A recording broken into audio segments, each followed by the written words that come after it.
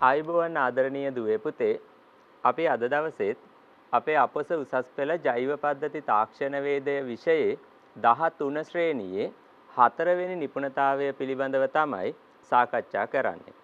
4 වෙනි නිපුණතාවයේ පුතේ නිපුණතා මට්ටම් 4 ඒ කියන්නේ අපේ 4 වෙනි නිපුණතාවයේ අවසන් නිපුණතා මට්ටම පිළිබඳව තමයි සාකච්ඡා කරන්නේ. ශුද්‍ර පාලන පද්ධති භාවිතය පිළිබඳව. එතෙන්දී පුතේ මුලින්ම අපි පාලන පද්ධතියක් කියන්නේ මොකක්ද කියලා සාකච්ඡා කරොත් සරලව කියන්න පුළුවන් උෂ්ණත්වය, ජලය, ආහාර වැනි අවශ්‍යතා වරින් වර පාලනය කිරීමට අවශ්‍ය වන පද්ධතියක්. එතකොට ඒ වගේ පද්ධතියක ප්‍රධාන ක්‍රියාවලි තුනක් අපිට අඳුර ගන්න පුළුවන්. ආදානය, සැකසුම, ප්‍රතිදානය. එතකොට ඔය වචනත් එක්ක පුතේ ඔයාලට ගැටලුවක් ඇති ටිකක් අලුත් වචන.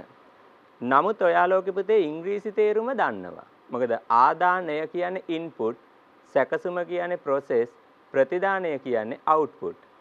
එතකොට දැන් මේ තිරේ ඔයාලට පේනවා මේ ස්නායු සෛලයක් සහ පුජ්‍යලයේගේ රූපයක් දාලා තියෙනවා. එහෙම දාන්න හේතුව තමයි පුතේ දැන් අපි හිතමු ඔය පාලන පද්ධතිය පුජ්‍යලයක් කියලා. අපි කතා කරන්නේ අපේ ඉලෙක්ට්‍රොනික තාක්ෂණය ගැන තමයි. අපි මුලින්ම ගලමු අපි ඔය කියන මේ පාලන පද්ධතිය පුජ්‍යලයක් නම් පුතේ බලමු ආදානෙ නැත්නම් ඉන්පුට් කියන්නේ අපේ ඇස් කන් වගේ දේවල් නම් ඒ හරහා ගන්න සංවේදක අපිට පුළුවන් නේද පුතේ අපේ මොළය හරහා ඒ කියන්නේ සැකසුම නැත්නම් ප්‍රොසෙස් කරලා ඉවතට දාන්න නැත්නම් ප්‍රතිදානය විදියට අපි ඉවතට දාන්නේ අපේ අත් කකුල් සහ අපේ ඔය කියන අංග උපාංග භාවිත කළා. අන්න ඒක නිසා ඔය පාලන පද්ධතියක් කියලා පුතේ අපි පටන් ගත්තට ඇත්තටම සරලව ගත්තොත් අපේ එදිනෙදා දන්න කොටස් ගැන තමයි මේකෙදි සාකච්ඡා කරන්න තියෙන්නේ. ඒ කතා කරේ පුජ්‍යලයක් ගැනනේ. අපි එතකොට යාන්ත්‍රික යම්කිසි උපාංගයක් පිළිබඳව නැත්නම් පද්ධතියක් පිළිබඳව ඔය කියන කරුණු තුනම පුතේ අදාළ කරගෙන සාකච්ඡා කරොත් ඔයාලට තිරය මත අපිට දැන් දකින්න පුළුවන් මෙන්න මේ වගේ කොටසක්. මේකේ බලන්න පුතේ ඔය ඉන්පුට් කියන තැන පහළ තියෙන ඩිජිටල් කැමරා එකක්. එතකොට එතනින් අපි ගන්නවා අපිට අදාළ කරන තොරතුරු ටික. කැමරා එකෙන් ෆොටෝ එකක් ගැහුවා. එතකොට ඒ අදාළ ෆොටෝ එක අපි ප්‍රොසෙස් කරන්න නැත්නම් සකස් කරන්න එතනම එහා පැත්තේ තියෙන පරිගණකයට ලබා දුන්නා. ඒකෙන් ප්‍රොසෙස් කළා අපිට පුළුවන් පුතේ ඒකේ අවුට්පුට් එක නැත්නම් අර පිටතට ගන්න printerයක් හරහා ෆොටෝ එකක් විදියට. එතකොට අපි අර කතා කරපු පාලන පද්ධතියේ ප්‍රධාන උපාංග තුන නැත්නම් ප්‍රධාන කොටස් තුන ඉන්පුට්, ප්‍රොසෙස් සහ අවුට්පුට් කියන කොටස් තුන පිළිබඳව අපි පුජ්‍යලයක් සම්බන්ධව සාකච්ඡා කරා. ඊට අමතරව යාන්ත්‍රික පද්ධතියක් පිළිබඳවත් අපි අරගෙන සාකච්ඡා කරා. එතකොට ඔය කියන තුන් දෙනා ගැන මුලින්ම පුතේ ටිකක් විස්තර කතා කළා. ඊට පස්සේ අපි එතනින් අපේ පාඩමට පිවිසෙමු. ඔය ඉන්පුට් කියන එකේ සිංහල වචනේ ආදානය. ඒ ආදානය කියන එකේ තේරුම සාමාන්‍යයෙන් පුතේ පාලන පද්ධතියක් වෙත යොදන විධානය.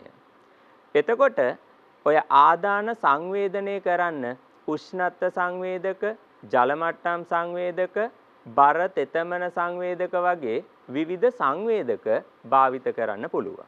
ඒත් එක්කම දැන් ඔයාලට පහළ පේනවා LDR එකක්. එතකොට අපිට පුළුවන් LDR එක හරහා අපේ පරිසරයේ තියෙන ආලෝකය වගේ දේවල් වල සංවේදන අපේ පද්ධතියට ලබා දෙන්න. ඒත් එක්කම මේ තියෙන පුතේ තෙතමන සංවේදකයක් මේ කොටස. එතකොට ඔය දෙවනි රූපේ තියෙන තෙතමන සංවේදකෙත් අපේ පද්ධතියට විධානයක් දෙන්න එහෙම නැත්නම් ඉන්පුට් එකක් විදියට ගන්න භාවිත කරන තවත් උපාංගයක්. මේ ඒ විදිහේ සරල උපාංග කිහිපයක්. එහෙනම් ඔයාලා අපේ පාලන පද්ධතියේ ආදානය කියන කොටස හොඳින් අඳුරගෙන දැන් තියෙන්නේ. ඊට පස්සේ පුතේ අපි ඔය පිටතට ගන්න. ඒ කියන්නේ අවුට්පුට් එකට නැත්නම් ප්‍රතිදානය පිළිබඳව සාකච්ඡා කරොත් පාලන පද්ධතියෙන් විද්‍යාමාන වන සත්‍ය ප්‍රතිචාරය. අපිට බල්බ් එකක් පත්තු කරන්න, එහෙම නැත්නම් මෝටරයක් කරකවා ගන්න, අපි අර පහුගිය කොටසේ කතා කරපු පිළියවණයක් වැනි දෙයක් භාවිත කරන්න ඔය කියන ප්‍රතිදානය පුතේ වැදගත් වෙනවා. එතකොට දැන් අපි ඉන්පුට් කතා කරා, අවුට්පුට් කතා කරා.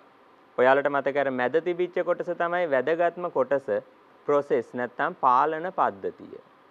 ඔය පාලන පද්ධතිය ප්‍රධාන ආකාර දෙකක් අපිට පුතේ අඳුර ගන්න පුළුවන්. ඒ තමයි විවෘත පුඩු පාලන පද්ධතිය සහ සංවෘත පුඩු කියන පාලන පද්ධතිය. අපි එතකොට අර process එකේ විවෘත සහ සංවෘත කියන කොටස් දෙකයි අපි ඔය කියන දෙන්න පිළිබඳව ටිකක් සවිස්තරාත්මකව මෙතනින් පස්සේ සාකච්ඡා කරමු. එතකොට මේ තියෙන්නේ අපි අද සාකච්ඡා කරන්න බලාපොරොත්තු වෙන process වල විවෘත පුඩු පාලන පද්ධතියක් නැත්නම් open loop එකක් කියන්නේ මොන වගේ කොටසක්ද කියන එක පිළිබඳව අදහසක්. එතකොට පාලන ක්‍රියාවලිය සඳහා ප්‍රතිදානයේ බලපෑමක් නොමැතිනම් පද්ධතියේ අපේක්ෂිත ප්‍රතිචාරය ලබා දීම සඳහා ප්‍රදානය හා ප්‍රතිදානය අතර සම්බන්ධතාව පවත්වා නොගන්නා පද්ධති තමයි අපි කියන්නේ විවෘත පුඩු පාලන පද්ධති කියලා. එතකොට උදාහරණ කීපයක් තියෙන කතා කරන්න. සාමාන්‍යයෙන් අපි හිතමුකෝ පුතේ ගෙදර අපිට බල්බ් එකක් පත්තු කරගන්න ඕන වුණොත් අපි කරන්නේ බිත්තියේ තියෙන ස්විච් එකක් දාන එකනේ. එතකොට ඒ බල්බ් එක පරිසරයේ අඳුරු වෙනකොට ඉබේට පත්තු වෙන්නේ නැහනේ. අන්න එහෙම අපි විසින් පාලනය කළ ස්විච් එකක් දැම්මොත් බල්බ් එක පත්තු වෙනවා නම් ඒක විවෘත පුඩු. එහෙම නැතුව බල්බ් එකට පුළුවන් නම් අපි අර පසුගිය කොටසේදී පුතේ ප්‍රැක්ටිකලුත් කරා වගේ අඳුරු වෙනකොට ස්වාභාවිකවම පත්තු වෙන විදියට අපිට යම් කිසි ක්‍රමයකට සකස් කරගන්න ඒක සංවෘත පුඩු. එතකොට සංවෘත පුඩු සහ විවෘත පුඩු කියන එකේ වෙනස තමයි ඒ දෙක. එතකොට දැන් ගෙදර ෆෑන් එකක් දාන්න ගියත් අපි පුතේ අපිට දාඩිය දානව නම් නැත්තම් ගෙදර පරිසරයේ උෂ්ණත්වය වැඩි නම් ෆෑන් එක ඉබේට කරකැවෙන්නේ නැහනේ. අපි විසින් තමයි ෆෑන් එක ඔන් කරන්න ඕනේ. අන්න ඒ වගේ ඒවට අපි කියනවා විවෘත පුඩු. එතකොට ඒකට හොඳම උදාහරණයක් අපිට කතා කරන්න පුළුවන් අපේ ඊළඟ කොටසෙන්. ඔයාලට පේනවා තිරයේ තියෙනවා රූප සටහනක්. එතන තියෙන පුතේ ටැප් එකකට මොකද්ද කොටසක් සම්බන්ධ කරලානේ. ඒ තියෙන ටයිමර් එකක්. ඒ කියන්නේ මුහුර්තකයක්.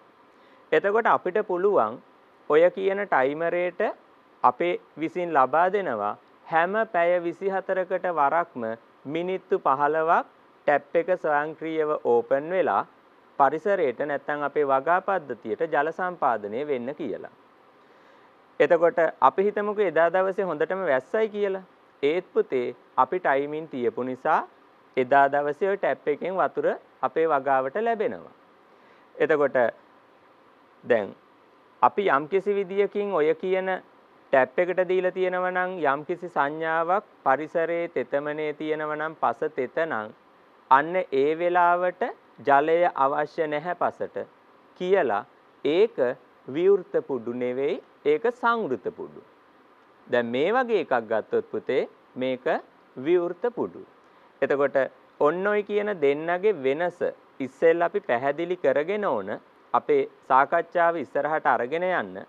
එතකොට අර කියන process එකේ දැන් තිරේ මත තියෙන දේවල් වලටත් වඩා සරලව මම ඔයාලට කියලා දුන්නේ.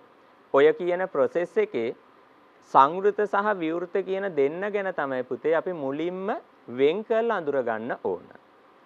එතකොට ඊට පස්සේ අපි ගියොත් සංවෘත එක මම අර ඔයාලට කිව්වේ ස්වයංක්‍රීයව අපි විසින් යම්කිසි ක්‍රියාවලියක් කරන්නයි කියලා කලින් විධානයක් දීලා අපි හිතමුකෝ අර වායු සමීකරණ යන්ත්‍රයක් කියලා.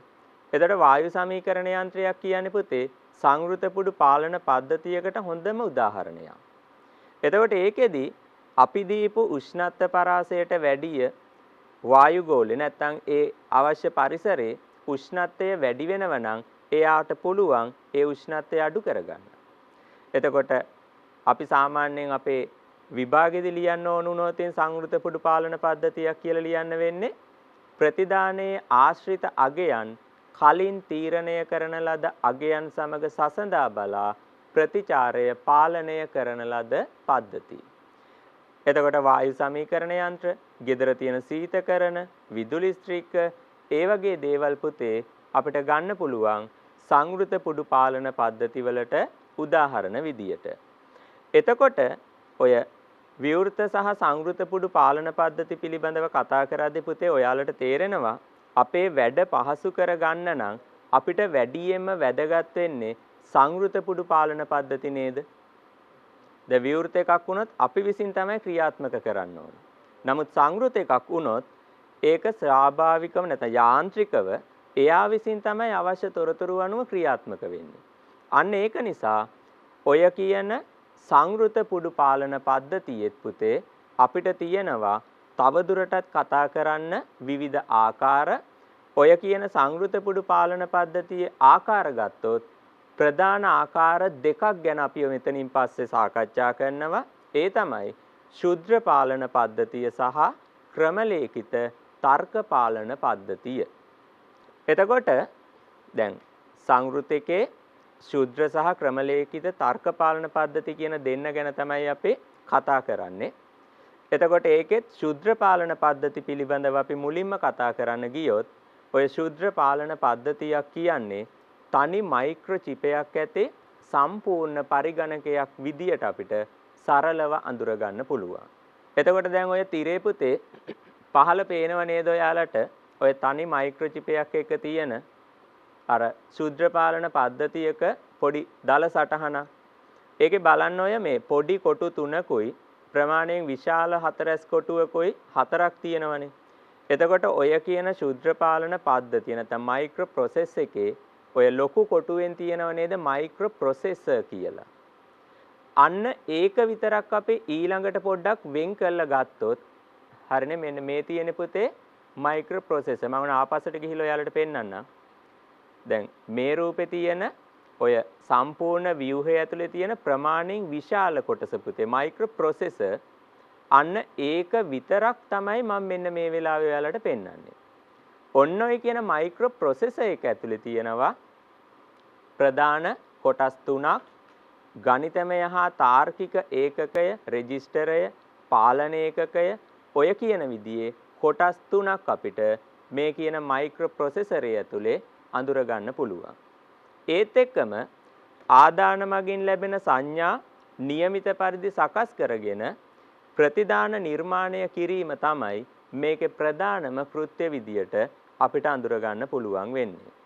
ඒත් එක්කම ඔය මතකය ශුද්‍ර පාලන පද්ධතියක සහ දත්ත ගබඩා කරන්න පුතේ අපිට යොදා ගන්නත් පුළුවන්. එතකොට දැන් මේ ශුද්‍ර පාලන පද්ධතියෙන් පස්සේ අපි කියවනේ දෙන්නෙක් ඉන්නවා කියලා කතා කරන්න. අනිත් එක්කෙනා ක්‍රමලේඛිත තර්ක පාලන පද්ධතිය. අපි ඊළඟට කතා කරමු මේ කියන ක්‍රමලේඛිත තර්ක පාලන පද්ධතිය ගැන.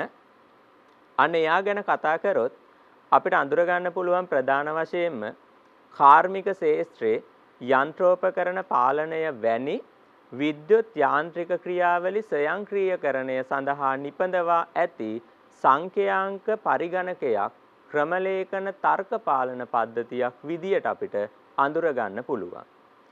එතකොට ශුද්‍ර පාලන පද්ධති මෙන්ම මේ කියන ක්‍රමලේඛිත තර්ක පාලන පද්ධතියේ ආදාන සංඥා නිරීක්ෂණය කොට පරිශීලකයා විසින් සකසන ලද තාර්කික වැඩසටහනක් සමග එම සංඥා සසඳා ඊට අනුරූප ප්‍රතිදාන නිපදවීම සිදු කරන්න පුළුවන්. එහෙමනම් මේ තියෙන ක්‍රමලේඛිත තර්ක පාලන පද්ධතිය පිළිබඳව පොඩි දල සටහනක්. එතනින් පස්සේ අපි සාකච්ඡා කරනවා මේ කියන ශුද්‍ර පාලන පද්ධතියයි ක්‍රමලේඛිත තර්ක පාලන පද්ධතියේ වාසි ගැන. මේකේ පළවෙනියටම තියෙන වාසි තුන පුතේ ඔය මුලින්ම අපි කතා කරපු ශුද්‍ර පාලන පද්ධතිවල වාසි.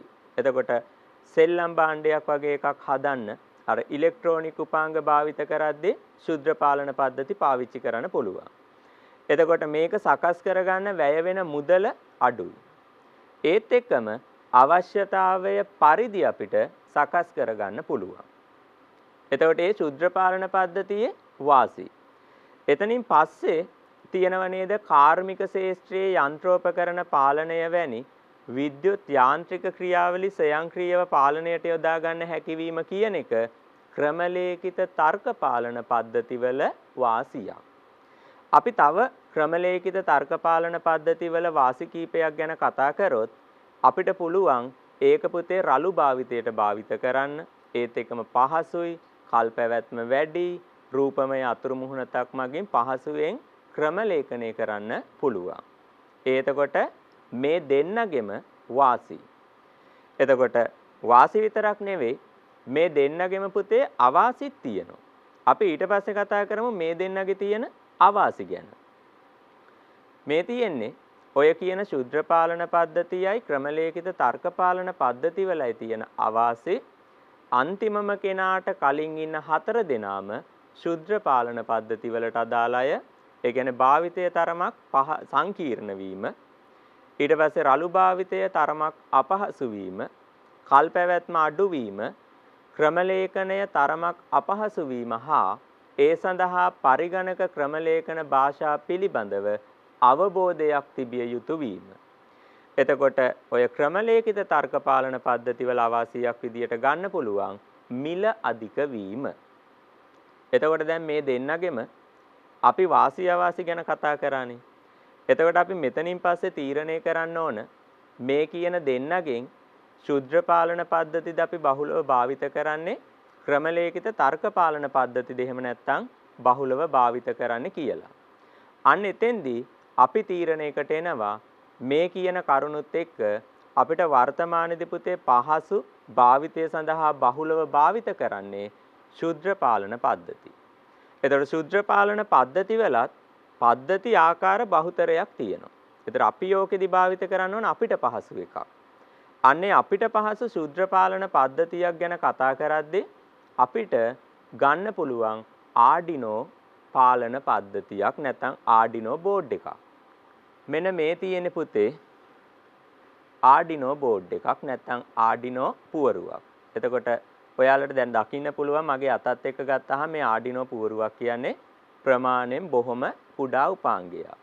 එතකොට මේකේ අර කොටස් ගත්තොත් පුතේ අපිට හුරු පුරුදු සහ ටිකක් අලුත් උපාංග කොටස් ගොඩක් තියෙනවා. එතකොට මේ කියන ආඩිනෝ පුවරුව භාවිත කළා අපිට පුළුවන් බොහෝ කටයුතු අපේ ක්‍රියාවලි සඳහා භාවිත කරන්න නැත්නම් ස්වයංක්‍රීයකරණය සඳහා භාවිත කරන්න. අන්න එතෙන්දී ඔය අපිට සරලවම අපේ අර මූලිකම පියවර විදියට මේ කියන ආඩිනෝ පුවරුව භාවිත කරන පුතේ ස්විච් එකක් විදියට. දැන් ගෙදර බිත්තියේ තියෙන ස්විච් එක අපි ගිහින්නේ අතින් ඔන් කරන්න ඕන. නමුත් අපිට පුළුවන් මේ ආඩිනෝ පුවරුව භාවිත කළා ස්වයංක්‍රීයව භාවිත වෙන නැත්නම් ස්වයංක්‍රීයව දැල් වෙන නිවෙන විදියට ස්විච් එකක් නිර්මාණය කරන්න. එතකොට ආඩිනෝ පුවරුවක් අපි දැක්කා. ඊට පස්සේ අපි කතා කරමු මේ කියන ආඩිනෝ පුවරුව ගැන පොඩි විස්තර ටිකක්. ඔය ආඩිනෝ පුවරුවක් කියන්නේ නිදහස් මෘදුකාංග මත පදනම් වෙච්ච මෙවලමක්. එතකොට මේක පහසුවෙන් භාවිත කරන්න පුළුවන්. ඒත් මෘදුකාංග දෘඩාංග මත පදනම් ඕනෑම කෙනෙකුට කැමති ආකාරයෙන් මේක භාවිත කළා ව්‍යාපෘති නිර්මාණය කරන්න පුළුවන් හොඳ වේදිකාවක් විදියට මේ ආඩිනෝ පුවරුව අඳුර ගන්න පුළුවන්. අනේත් එක්කම අපි චුට්ටක් තිරය දිහා බලමු. තිරය දිහා ඔයාලට දකින්න පුළුවන් පුතේ මෙන්න මේ වගේ අර ස්වයංක්‍රීයව ක්‍රියාත්මක වෙන විවිධාකාරයේ උපාංග සෙල්ලම් බඩු ඒ වගේ දේවල්. එතකොට ඒ වගේ දේවල් වල ඉඳලා පුතේ රොබෝ කෙනෙක් නිර්මාණය කරන අවස්ථාව දක්වා අපිට පුළුවන් මේ අපි දැකපු ආඩිනෝ පුවරුව භාවිතයට ගන්න. ඒතර අපේ අර සාකච්ඡා කරපු සරල ස්විච්චය මේ වගේ සෙල්ලම් උපකරණ ඒත් එක්කම රොබෝ කෙනෙක් හදන තැන දක්වා අපිට මේ කියන ආඩිනෝ පුවරුව භාවිත කරන්න පුළුවන් හැකියාව තියෙනවා. එහෙමනම් අපි මේ කියන ආඩිනෝ පුවරුවේ තියෙන අර කොටස් පිළිබඳව මුලින්ම දැනගෙන ඉන්න ඕන. එතකොට මෙන්න මේ තියෙන්නේ අපි අර දැකපු ආඩිනෝ පුවරුවක්. ඒකේ තියෙන කොටස් ගැන අපි හොඳ අධ්‍යයනයක් කරලා තමයි මේක භාවිත කරලා යම්කිසි නිර්මාණයක් කරනවා නම් ඒ නිර්මාණය කරන්න ඕන. එතකොට මේකේ තියෙන මේ කියන උපාංග ටික ගැන අපි මෙතනින් පස්සේ කතා කරොත් ඔයාලට පේනවා ඔය අංක 1 කියන තැන පුතේ හතරස් කොටුවක් වගේ තිබුණට එතන ඇතුලේ තියෙන පොඩි සිදුරක් එතන අපි කියන්නේ USB port. දැන් ඔයාලා පරිගණකත් එක්ක වැඩ කරනවා නම් ඔයාලා දන්නවා USB port එකක් කිව්වහම ඒ USB port එකෙන් තමයි අපි සාමාන්‍යයෙන් මේ කියන අපේ Arduino පුවරුව පරිගණකයට සම්බන්ධ කරන්නේ. එතකොට පරිගණකයට සම්බන්ධ කරලා පරිගණකයේ අපි විසින් නිර්මාණය කරගන්නපු කේතයක් නැත්නම් යම්කිසි පණිවිඩයක් මේ Arduino පුවරුවට ඇතුළත් කරනව නම් ඔය කියන USB port එක හරහා තමයි මේ කියන පුවරුවට ඇතුළත් කරන්නේ. ඊට පස්සේ මේකේ තියෙන කොටස් ගැන කතා කරොත් අපේ අංක 2 තියෙන තැන පුතේ. අංක 2 තියෙන තැන ඔයාලට අඳුර ගන්න පුළුවන් power supply in කියලා. එතකොට ඔය අංක 1 තිබිච්ච USB port එකෙන් අපි පරිගණකයේ හරහා පුතේ යම්කිසි දෙයක් මේකට ඇතුල් කරන වගේම මේකට අවශ්‍ය කරන බලය ලබා ගන්නත් පුළුවන්. නමුත් ඉතින් පරිගණකයක් කියන එක අපිට නිරන්තරයෙන්ම නොමැති නිසා අපිට ඔය අංක 2 කියන කොටස හරහාත් අපිට අවශ්‍ය කරන බලය මේ පුවරුවට ලබා දෙන්න පුළුවන්. එතකොට Arduino පුවරුවේ සාමාන්‍යයෙන් ඔය කියන power supply in එක හරහා අපි යම්කිසි බලයක් දෙනවා නම් වෝල්ට් 6ත් 12ත් අතර අගයක විතරයි පුතේ අපිට බලයක් ලබා දෙන්න පුළුවන්කම තියෙන්නේ. අපි මේකේ අංක 3 පිළිබඳව බැලුවොත් අංක 3 ඒ අංක 3 කියනවා අපි GND නැත්නම් ground. ඒ කියන්නේ පුතේ අපි පරිපත නිර්මාණය කරද්දී අර ධන සහ ඍණ අග්‍රවල මේ ඍණ අග්‍රය පරිපතයට සම්බන්ධ කරන්නේ මේ කියන 3 වෙනි පින් එකට නැත්නම් ground කියන කොටසට. ඔය අංක 3 තියෙන තැනට අමතරවත් තව මේ අපේ පුවරුව අපි ප්‍රායෝගිකව භාවිතා කරද්දී අඳුරගනිමු ස්ථාන දෙකක වගේ අපිට අඳුර ගන්න පුළුවන් ඔය කියන ground කියන පින් එකක් තියෙන විදිය. එතනම පුතේ තියෙනව නේද? දැන් මෙතනම ඔය 3 4 5 තියෙනවනේ. එතන අපි පිළිවෙලට ගත්තොත් මෙතන 4. හරිනේ මේ 4 වෙනිය ගැන ගත්තොත් ඔය 4 වෙනිය තමයි 5 වෝල්ට් power out එකක් ගන්නව නම් දැන් අපි අංක 3ට තමයි ඍණ අග්‍රය. එතකොට ධන අග්‍රයකුත් සම්බන්ධ වෙන්න ඕනෝනේ. එතකොට දැන් 5 වෝල්ට් out එකක් ගන්නව නම් power out එකක් ගන්නව නම් ඒ පරිපතේ අනිත් කොටස සම්බන්ධ කරන්නේ පුතේ ඔය 5 වෝල්ට් කියන නැත්නම් අංක 4ෙන් පෙන්නන කොටසට. එතනම තියෙනවා අංක 5. හරිනේ අංක 5. ඒ අංක 5 කියන එක 3 වෝල්ට් අවුට්පුට් එකක් ගන්න අපිට භාවිත කරන්න පුළුවන්. ඒතර 3 වෝල්ට් අවුට්පුට් කියන්නේ මෙමගින් Arduino පුවරුවට සම්බන්ධ කරන ප්‍රදානයට සිදු කරන පරිපතයට 3.3 වෝල්ට් විදුලියක් සපය ගන්න පුළුවන්. ඒතර කොටස් 14ක් ගැන කතා කරන්න තියෙනවා. දැන් ඔය කොටස් ටික දන්නේ නැතුව පුතේ අපි පාඩමේ ඉස්සරහට ගියත් වැඩක් නැහැ. මොකද අපිට ප්‍රායෝගිකව අපි යම්කිසි නිර්මාණයක් කරන්න ගියොත් මේ ටික අපි අනිවාර්යයෙන්ම දැනගෙන ඉන්න ඕන. ඒක නිසා තාම දාන්නේ 5යි. අපි ඊටු ටිකක් ටක් ගාලා සාකච්ඡා කරමු. එතකොට 6 වෙනියා ඇනලොග් පින්ස්. ඔය ඇනලොග් පින්ස් වලින් පුළුවන් පුතේ Arduino පුවරුවට ඇතුළත් කරන ඇනලොග් සිග්නල් කියව ගන්න.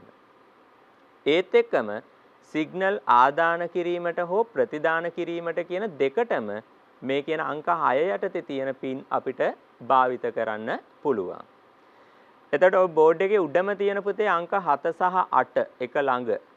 ඔය අංක 7 පිළිබඳව අපි කතා කරොත් 7 වෙනියා ඩිජිටල් පින්ස්. එතකොට අපි යම්කිසි විදියකින් මේ Arduino පුවරුවට ඩිජිටල් සිග්නල් එකක් දෙනවන නැත්නම් ආදාන කරනව නම් එහෙම නැත්නම් අපි පිටතට ගන්නව නම් ප්‍රතිදාන කරනව නම් මේ කියන අංක 7 පින් හරහා පුළුවන් අපිට මේ පුවරුවත් එක්ක සම්බන්ධ වෙන්න. එතන මෙහා පැත්තේ 8 වෙනියා ඉන්නවා. අංක 8 ඔය PWN පින් එතනම තියෙනවා ඍණ ලකුණක්. ඒ කියන්නේ පුතේ මේ ඔතන අපිට පුළුවන් සංඛ්‍යාත අඩු වැඩි කරමින් ඩිජිටල් සිග්නල්ම භාවිතයට ගන්න. 9 වෙනි එතන මෙහා පැත්තේ ඉන්නවා. හරිනේ? අපි මේ ටික පුතේ සාකච්ඡා කරලා ඉවර කරගනිමු. මොකද මේ ටික වැදගත්. විභාගෙදී උනත් ඔයාලට මේ වගේ පුවරුවක් දීලා අපේ ප්‍රැක්ටිකල් එක්සෑම් එකක නැත්නම් MCQ පේපර් එක ඒ උපාංග අඳුර ගන්න එන්න පුළුවන්. අපි ওই 9 වෙනිය ගාවට ගියොත් ඒ 9 වෙනියගේ තියෙනවා AREF pin. මේ ඇනලොග් රිෆරන්ස් ලෙස දක්වන්න පුළුවන්. ඒත් එක්කම මේ පින් වලට වෝල්ටීයතා සීමාවක් අපිට පනව ගන්න පුළුවන්. ඊළඟ එක්කෙනා අපි යනවා 10. 10 වෙනියයි ගාව ගත්තොත් පුතේ රීසෙට් බටන්. දැන් රීසෙට් කිව්වහම නම් ඔයාලා දන්නව මොකද?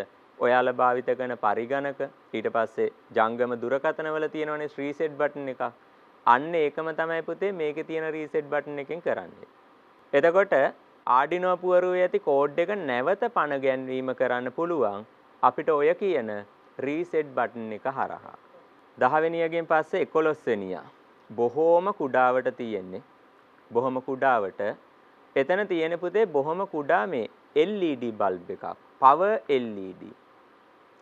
එතකොට මේ පුවරුවට අපි දීපු power නැත්තම් විදුලිය ලැබිලා තියෙනව නම් ඔය කියන power LED එක කොයි වෙලාවෙත් දැල්විලා තියෙන්නේ. ඒතර අපිට ඒකෙන් අඳුර ගන්න පුළුවන් අපි දීපු බලය මේ පුවරුවට ලැබිලාද නැද්ද කියන එක බාහිරව නිරීක්ෂණය කරන්න පුළුවන්. ඔය කියන 11 වෙනි ඉලක්කම තියෙන තැන තියෙන LED බල්බය භාවිත කළා. හරිනේ මේ තියෙන්නේ විදුලිය ලැබුණාම LED එක දැල් වෙනවා. අංක 12. අන්න එතනත් පුතේ අර RX TXT LED. එතකොට එතනත් තියෙන්නේ LED ම තමයි. අන්නේ LED එකෙන් පුතේ අඳුර ගන්න පුළුවන් Arduino එකට දත්ත ඇතුළත් වීම පිටවීම අනුව LED එක දැල්වේ. දැන් අර අංක 1 පේනවනේ පුතේ USB port එක. අපි ඒ USB port එක අපේ පරිගණකයකට සම්බන්ධ කරලා පරිගණකයේ මෘදුකාංගයකින් අපි ලබා ගනිපු කේතයක් ඔය කියන අපේ පුවරුවට ඇතුළත් කරද්දී ඇත්තට මේක ඇතුල් වෙන වෙලාවේදී ඔය අංක 12 තියෙන තැන LED බල්බ් එක දැල් වෙනවා. එතකොට අපිට ඒක බාහිරින් අඳුර ගන්න පුළුවන් අපි දීපෝ අපේ දත්ත මේ පුවරුවට ඇතුළත් උනායි කියලා. මෙතන පුතේ 13 main IC. හරිනේ? ඔය main IC කියන එක්කෙන තමයි පුවරුවේ තියෙන ප්‍රධාන සංගුහිත පරිපතේ. එතකොට 14 වෙනියා. බොහෝම කුඩාවට පේනවා අග්‍ර තුනකුත් එතන මෙහා පැත්තේ තියෙනවා. මෙයා වෝල්ටේජ් රෙගියුලේට් කරන කෙනෙක්.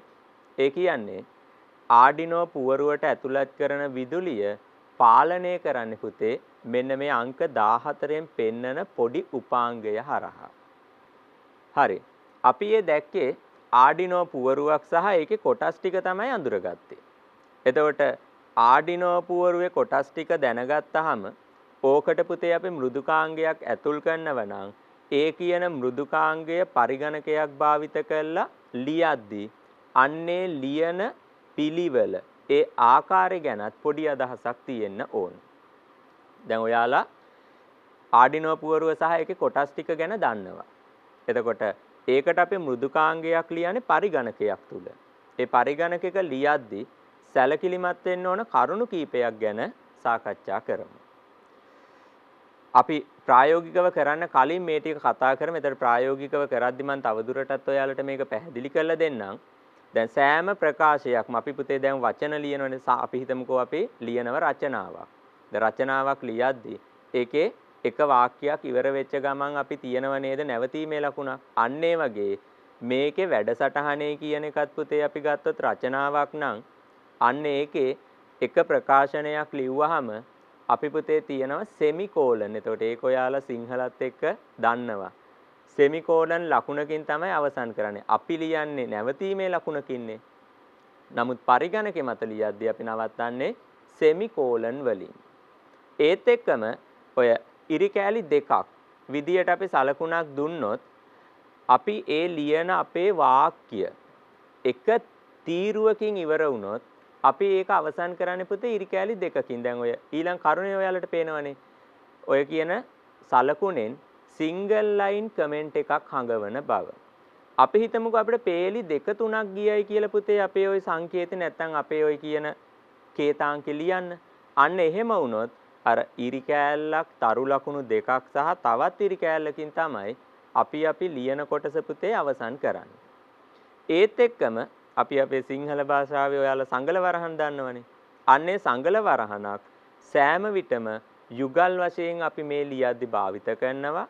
එතකොට ෆන්ක්ෂන් එකක ලූප් එකක් හෝ නැත්නම් කන්ඩිෂනල් ස්ටේට්මන්ට් එකක් ආරම්භ කරනකොට එක සංගල වරහනක් දානවා.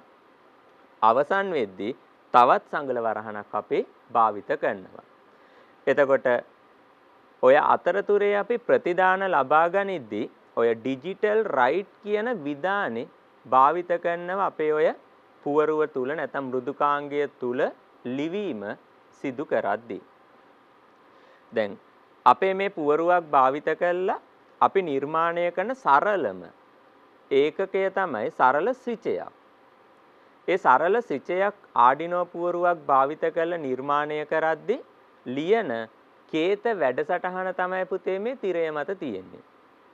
එතකොට ඒකේ අර අපි භාවිත කරන්නේ LED බල්බ් එකක් නිවෙනව පත්තු වෙනවා.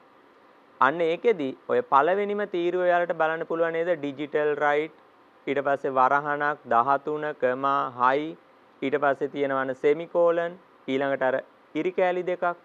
අන්න ඒ කියන පුතේ කොටසෙන්ම කියන්නේ අපි ඔය පින් 13ට සම්බන්ධ කරෝතින් අපේ මේ කියන LED බල්බය ඒ පින් 13 ඔන් කිරීම නැත්තම් ස්විචය ඔන් කරා.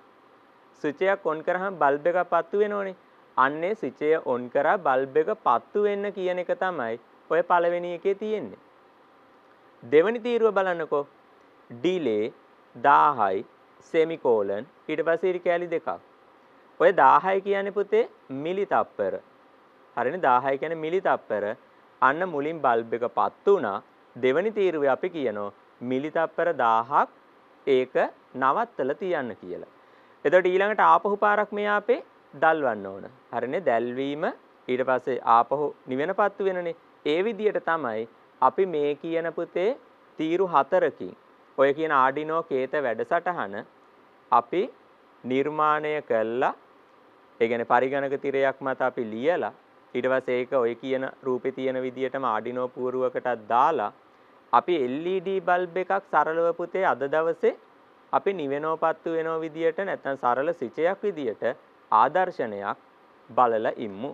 හරි පුතේ ආඩිනෝ පුවරුවට සම්බන්ධ මෘදුකාංගය මම මේ වෙද්දී මගේ පරිගණකය තුල ස්ථාපිත කරලා ඉවරයි.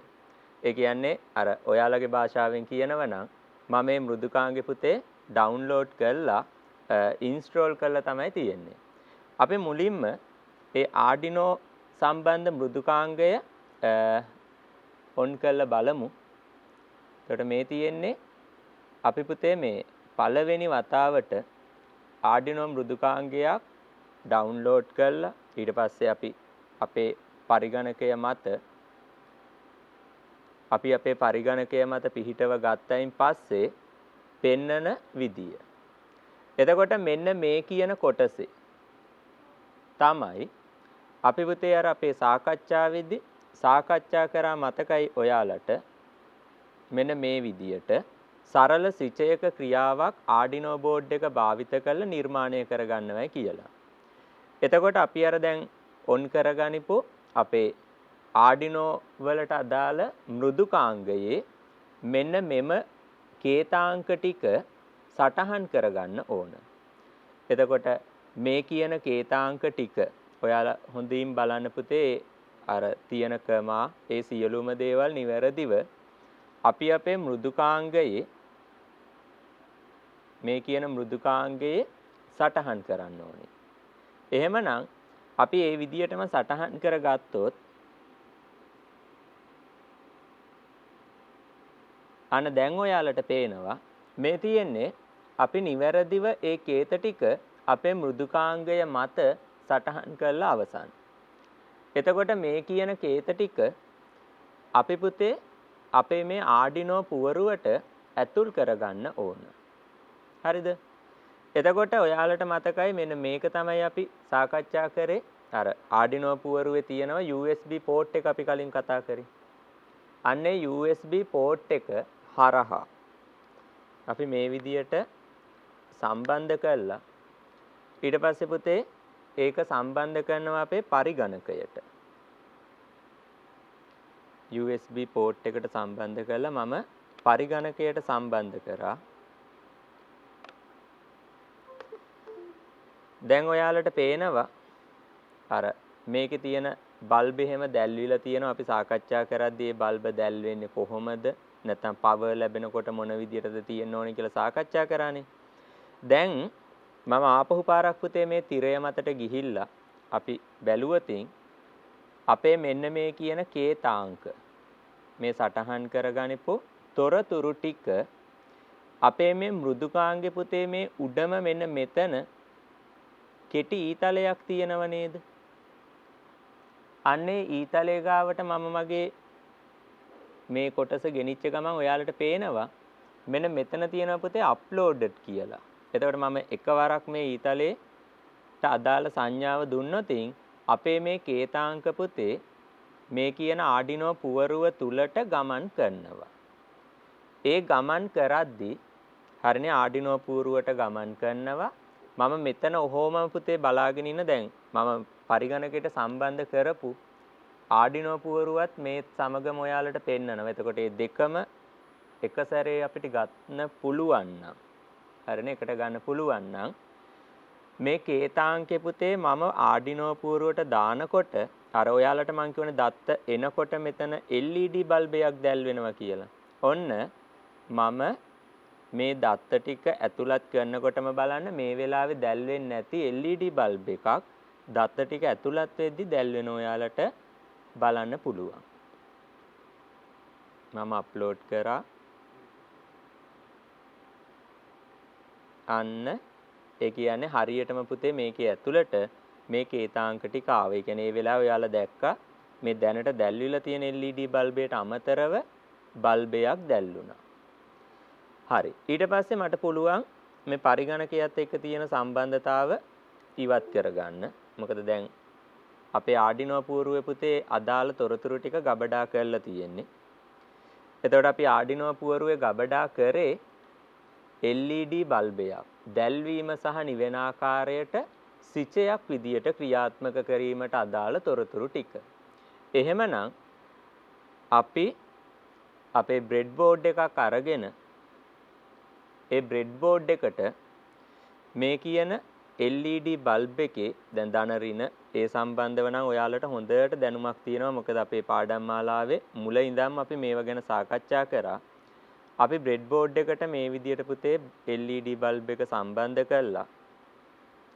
එතකොට එයාගේ ධනාග්‍රයට මම සම්බන්ධ කරනවා රතු වයර් එකක් අඳුර ගන්න පහසු වෙන්න. ධනාග්‍රයට දැන් දිග වැඩි අග්‍රේනේ ධනාග්‍රේ. ධනාග්‍රයට මම සම්බන්ධ කරා රතු වයරයක්. එතකොට මට අඳුර ගන්න පහසුයි. ඍණාග්‍රයට සම්බන්ධ කරගත්ත නිල් පාට ජම්පර් වයරයක්. නිල් පාට ජම්පර් වයරයක්. මේකේ බල්බ් එක අපි ඉස්සරහට ගනිමු. එතකොට ඔයාලට අඳුර ගන්න පහසුයි. දැන් හරි. ඊට පස්සේ පුතේ දැන් මේ නිල් පාට එක ඍණාග්‍රයනේ. අපි අර ග්‍රවුන්ඩ් කියලා තිබිච්ච පින් එකට තමයි සම්බන්ධ කරන්න ඕන. මම මේකේ ග්‍රවුන්ඩ් කියලා තිබිච්ච පින් එකට සම්බන්ධ කරන ඒ වගේ පින් කීපයක් පුතේ මේ ආඩිනෝ පුවරුවේ බලා ගන්න පුළුවන්. ඒ පින් වලත් එක පින් එකකට මම ඍණාග්‍රය නිවැරදිව සම්බන්ධ කරා. ඊට පස්සේ අර 13 වෙනි පින් එකට මම අපේ ධන අග්‍රයට සම්බන්ධ ජම්පර් වයරය සම්බන්ධ කරා. ධන අග්‍රයට සම්බන්ධ. එතකොට දැන් ඔයාලා බලයි LED බල්බය දැල් වෙන්නේ නැහැයි කියලා. හරිනේ LED බල්බය දැල් වෙන විදියක් නැහැ. මොකද මේකට පුතේ අපි බලයක් ලබා දීලා නැහැනේ. අපි පවර් සප්ලයි එකක් දෙමු අපේ 9 වෝල්ට් බැටරියකින්. එතකොට 9 වෝල්ට් බැටරියකින් බලය ලබා දෙන කොටස ඔයාලා දන්නවා. මෙන්න මෙම කොටස. අපි මේ කොටසට අපේ 9 වෝල්ට් බල්බ් එකෙන් මේ විදිහට බලය ලබා දුන්නොත් ඔයාලට පේනවා ඔය LED බල්බ් එක නිවීම සහ පත්තු වීම වෙන ආකාරය. එතකොට මේක පුතේ සරල එකක්, සරල සිචයක්. නමුත් අපි කතා කරා රොබෝ කෙනෙක් නිර්මාණය කරන තැනට යනකම් පුතේ මේ ආඩිනෝ පුවරුව අපිට භාවිත කරන්න පුළුවන්. දැන් ආපහු පාරක් පුතේ මම ඔයාලගෙන් ඉල්ලනවා දැන් මේක දැල් වෙන ඕනි වෙන ඔයාලා දැක්කනේ. හොඳට පොඩි අදහසක් ගන්නකො දැල් වෙන ඕනි වෙන වේගය පිළිබඳව. දැල්ුණා නිවුණා. දැල්ුණා නිවුණනේ. අපි ආපහු යමු අපේ පරිගණක තිරය මතට. පරිගණක තිරය මතට ගියොත් ඒකේ සමීප දසුමක් ගත්තොත් දැන් අපේ පුතේ මේ සාකච්ඡාවෙත් කතා කරානේ. මෙන්න මේ දෙවනි තීරුවේ තියෙන නේද පුතේ ඩිලේ 1000යි කියලා. දෙවනි තීරුවේ තියෙනවා ඩිලේ 1000යි කියලා. ඒ කියන්නේ මිලිතප්පර 1000ක් කියන එක. අපි මේ තියෙන මිලිතප්පර 1000යි අවසාන තීරුවේ තියෙන මිලිතප්පර 1000යි කියන එක අපේ ආඩිනෝ මේ මෘදුකාංගේ 1000 නැතුව අපි බලමු දෙක 100 කරලා. ඔන්න දැන් බැලුවොත් මම පරිගණකයේ අපේ තිරය මත තියෙන අපි සටහන් කරගනිපු කොටසේ ඒ මිලිතප්පර 1000 100ක් බවට පත් කරා. මෙතන 100. දැන් එතකොට මේක කලින් නිර්මාණය කරපු මෘදුකාංගෙම යම්කිසි වෙනස් නිර්මාණයක්. අපි ආපහු පාරක් අපේ ආඩිනෝ පුවරුවට මේ පෝට් එක හරහා ඇතුළත් කරගනිමු අපි මේ වෙනස් කරපු මෘදුකාංග කොටස. මම අප්ලෝඩ් කරනවා. එතකොට මේ බල්බ් එක දැල්ුණාම අපිට හරියටම නිවැරදිව තහරුණා අන්න දැන් අපේ ආඩිනෝ පුවරුවට ඒ මෘදුකාංගය නිවැරදිව ඇතුළත් උණයි කියලා. දැන් ඒ මෘදුකාංගයට සම්බන්ධ කරලා ආපහු පාරක් අපි පෙර පරිදිම පුතේ මේ LED බල්බය දැල්වීම කරමු.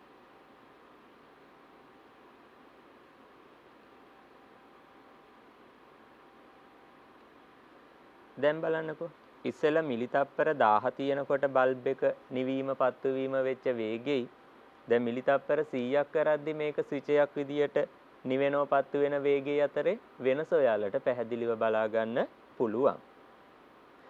අන්න එහෙනම් ඔය කියන ස්වයංක්‍රීය පද්ධති නිර්මාණය කරද්දි අපි දැන් දන්නවා ආඩිනෝ පුවරුවක් භාවිත කරන්න පුළුවන්. එතකොට අපේ එදිනෙදා ජීවිතයේදී ස්වයංක්‍රීය උපකරණ භාවිතය නිසා ඇත්තටම වැඩ කටයුතු පහසු වෙනවනේ පුතේ. අන්න ඒක නිසා මේ කියන ආඩිනෝ පුවරුවක් භාවිත කරලා අපි දැන් චුට්ටකට කලින් බලපු අර සරල සිචේ ඇරුණාම බොහෝ දේවල් අපිට කරන්න පුළුවන් ආඩිනෝ පුවරුවෙන්. උදාහරණයකට අපි ගනිමුකෝ මෙන්න මෙහෙම දෙයක්.